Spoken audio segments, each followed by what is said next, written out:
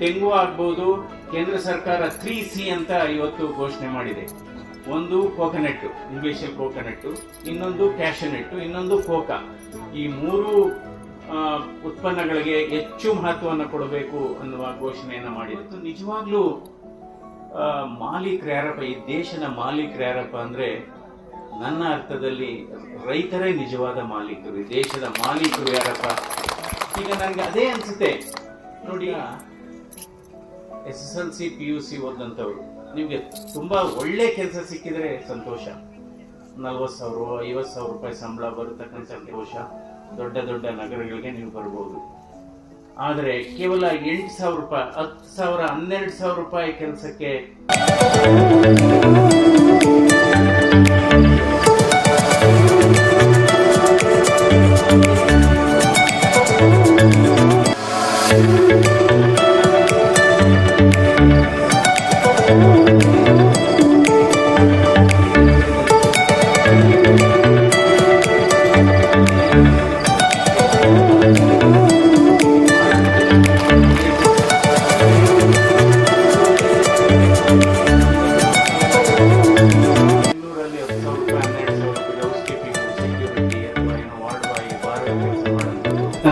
ಇಡೀ ಪ್ರಪಂಚದಲ್ಲಿ ಭಾರತ 2ನೇ ಸ್ಥಾನದಲ್ಲಿದೆ ಮೀನಿನ ರಫ್ತು ಮಾಡೋದ್ರಲ್ಲಿ, ಮೀನುಗಾರಿಕೆ.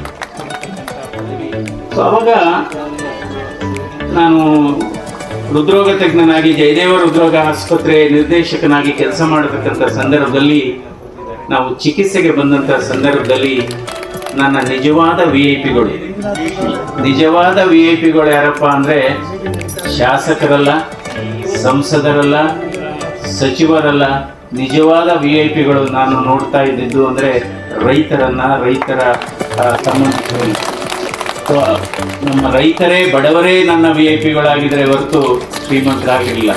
ಅದರಿಂದ ಇವತ್ತು ಭಾರತ ದೇಶದಲ್ಲಿ ಕೃಷಿ ತಂತ್ರಜ್ಞಾನದ ಯುಗದಲ್ಲಿ ಈ ತಂತ್ರಜ್ಞಾನವನ್ನ ನಾವು ಕೃಷಿಗೂ ಕೂಡ ನಾವು ಅಳವಡಿಸ್ಕೋಬೇಕು.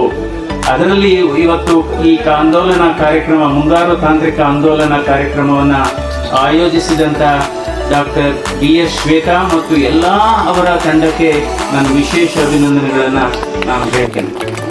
ಯಾಕೆಂದ್ರೆ ಇವತ್ತು ಕೃಷಿ, ತೋಟಗಾರಿಕೆ, ಪಶುಸಂಗೋಪನೆ, ರೇಷ್ಮೆ, ಮೀನುಗಾರಿಕೆ ಇದು ನಿಜವಾಗ್ಲೂ ಭಾರತದ ಆತ್ಮ ಅಂತ ಹೇಳಬೇಕಾಗುತ್ತೆ.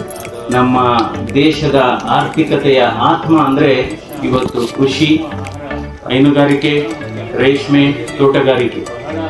ಅಂದ್ರೆ ಇವತ್ತು ಭಾರತ ದೇಶದ ಬಜೆಟ್ ಕೂಡ 12 ವರ್ಷಗಳ ಹಿಂದೆ ಕೃಷಿ ಬಜೆಟ್ ಏನಿತ್ತು ಅಂದ್ರೆ ಸುಮಾರು 14,000 ಕೋಟಿ ಇತ್ತು 12 ವರ್ಷಗಳ ಹಿಂದೆ.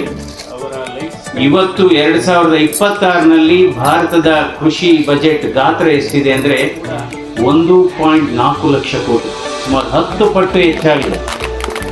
ಅದರಿಂದ ಇವತ್ತು ಕೃಷಿಗೆ ಹೆಚ್ಚು ಪ್ರಾತಿನಿಧ್ಯ ಕೊಡಬೇಕು ಅನ್ನೋ ಹಿನ್ನೆಲೆಯಲ್ಲಿ ಮಾನ್ಯ ಪ್ರಧಾನಮಂತ್ರಿಗಳಾದಂತಹ ನರೇಂದ್ರ ಮೋದಿ ಅವರ ಸರ್ಕಾರ ಹಲವಾರು ಯೋಜನೆಗಳನ್ನ ಕೊಟ್ಟಿದೆ. ಕಡಿಮೆ ನಾವು ಇಲ್ಲಿ ಬಂದು ನೋಡಿದ ಮೇಲೆ ಅನ್ನಿಸ್ತು, ಚಂದ್ರಾಯನಪುರದಲ್ಲಿ ಇವತ್ತು ನಮ್ಮ ಈ ಕೃಷಿ ವಿಜ್ಞಾನ ಕೇಂದ್ರ ನಿಜವಾಗ್ಲೂ ಈ ಭಾಗದ ಜನರಿಗೆ ಒಂದು ಬಹಳ ಒಳ್ಳೆಯ ಮಾಹಿತಿಯನ್ನ ಕೊಡ್ತಾ ಇದೆ ಕೃಷಿಗಳ ಬಗ್ಗೆ. ಇದು ಒಂದು ಕೃಷಿಕರಿಗೆ ಒಂದು ಅಕ್ಷಯ ಪಾತ್ರೆ ಅಂತಾನೆ ಹೇಳ್ಬೇಕು.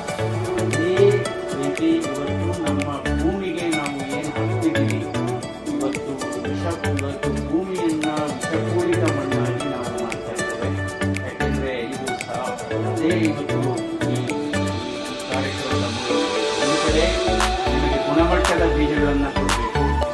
ಯಾವ ರೀತಿ ಗುಣಮಟ್ಟದ ಬೀಜ ಇಲ್ಲಿ ಎಲ್ಲೆಲ್ಲಿ ಸಿಗುತ್ತೆ, ಬೆಂಬಲ ಬೆಲೆ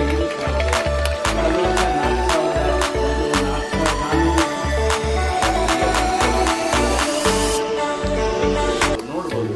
ಔಷಧಿ ನೋಡಿ ಯಾವ ರೀತಿ ಆಗಿದೆ ಅಂದ್ರೆ ಇವತ್ತು ಮದ್ಯದ ಅಂಗಡಿ ಮುಂದೆ ಅದೇ ಕ್ಯೂ ನಿಂತಾರೆ, ನಂತರ ಅದೇ ಜನ ಆಸ್ಪತ್ರೆಯ ಮುಂದೆ ಕ್ಯೂ ನಿಂತಾರೆ. ಸೊ ಅಲ್ಲಿಂದ ಅಲ್ಲಿಗೆ ವರ್ಗಾವಣೆ ಆಗುತ್ತೆ. ಯಾಕೆ ಹೇಳ್ತಾ ಇದ್ದೀನಿ ಇದು ಅಂದ್ರೆ,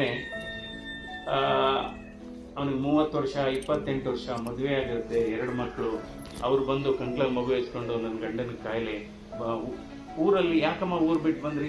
ಇಲ್ಲ ಈ ಅವ್ರಿಗೇನಾಗಿದೆ ಈಗ ಗೊತ್ತಾಗಿದೆ, ಇಲ್ಲಿ 10,000 12,000 ಸಂಬಳಕ್ಕೆ ಬಂದ್ರೆ ಏನು ಪ್ರಯೋಜನ ಇಲ್ಲ, ಬಟ್ ಊರಿಗೆ ಯಾಕೋ ವಾಪಸ್ ಹೋಗಲ್ಲ ಅಂದ್ರೆ ಮರ್ಯಾದೆ. ಏನು ಮರ್ಯಾದೆ? ಆದರೆ ಇಂಥ ಬಹಳ ನಾನು ನೋಡಿದ್ದೀನಿ, 60,000 ಬಿಲ್ಲು, 70,000 ಬಿಲ್ಲು, ಸರ್ 10,000 ರೂಪಾಯಿ ಲೆಂಟ್ ಕಟ್ಟಲಿ, ನನ್ನ ಹೆಂಡತಿ ಕೆಲಸ ಮಾಡಿ ಮುಸುರೆ ತೊಳಿತಿದ್ದಾಳೆ. ಅದಕ್ಕೋಸ್ಕರ ಇವತ್ತು ನಮ್ಮ ಇವತ್ತು ಈ ರೀತಿಯ ವಲಸೆ ಹೋಗುವುದು ತಪ್ಪಿಸ್ಬೇಕಾದ್ರೆ ನಾವು ಈ ಆಧುನಿಕ ತಂತ್ರಜ್ಞಾನವನ್ನು ಉಪಯೋಗಿಸಿ ನಾವು ಕೃಷಿಯನ್ನ ನಾವು ತಿರ್ಗಾ ಅದನ್ನ ಅಪ್ಪಿಕೊಳ್ಳಬೇಕು, ಆಲೋಚಿಸಬೇಕು. ನೋಡಿ ಇಲ್ಲೇನೆ ನಮ್ಮ ಪ್ರಗತಿಪರ ರೈತರು ಈಗ ವಿಶ್ವವಿದ್ಯಾಲಯ ಕೊಡತಕ್ಕಂಥ ಪದವಿಗಳು ಬೇರೆ, ವಿಶ್ವವಿದ್ಯಾಲಯಗಳು BSc agriculture, MSc agriculture, horticulture, ಸ್ವಾಭಾವಿಕವಾಗಿ ಸ್ವಯಂ ಪ್ರೇರಿತರಾಗಿ ಅದು ಜಮೀನಿನಲ್ಲಿ ಕೆಲಸ ಮಾಡಿ ಕೊಡತಕ್ಕಂಥ ಪದವಿ, ಅದು ವಿಶ್ವವಿದ್ಯಾಲಯ ಕೊಡುವ ಪದವಿಗಿಂತ ದೊಡ್ಡ ಪದವಿ ಅಂತಾನೆ ಹೇಳಬೇಕಾಗುತ್ತೆ. ಅದಕ್ಕೆ ಉದಾಹರಣೆ ಇಲ್ಲಿ ಪ್ರಗತಿಪರ ರೈತರಾದಂಥ ರಾಮಚಂದ್ರಯ್ಯನವರು ಕೂತಿದ್ದಾರೆ, ಅವರನ್ನು ಅಭಿನಂದಿಸಬೇಕು. ಅದೇ ರೀತಿ ಉಮೇಶ್ ಅವರು ಕೂತಿದ್ದಾರೆ, ಅವರನ್ನು ಅಭಿನಂದಿಸಬೇಕು.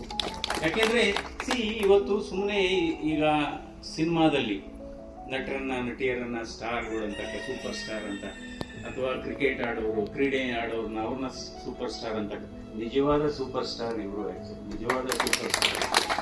ಅದರಿಂದ ನಾವು ಅವರನ್ನ ನಾವು ಆದರ್ಶವಾಗಿ ಇಟ್ಕೋಬೇಕು.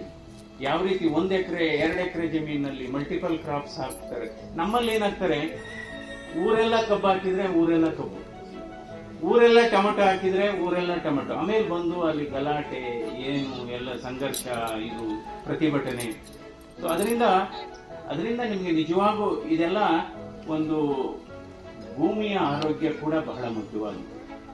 ಇವತ್ತು ಮನುಷ್ಯರ ಆರೋಗ್ಯ ಯಾಕೆ ಕೆಡ್ತಾ ಇದೆ ಅಂದ್ರೆ ನಾವು ಭೂಮಿಯ ಆರೋಗ್ಯವನ್ನ ಕಾಪಾಡ್ಕೋತಾ ಇಲ್ಲ. ಭೂಮಿಯ ಆರೋಗ್ಯ ಚೆನ್ನಾಗಿದ್ರೆ ಅಲ್ಲಿ ಬೆಳೆಯತಕ್ಕಂಥ ಬೆಳೆಗಳು ಆರೋಗ್ಯ ಉತ್ತಮವಾಗಿರುತ್ತೆ.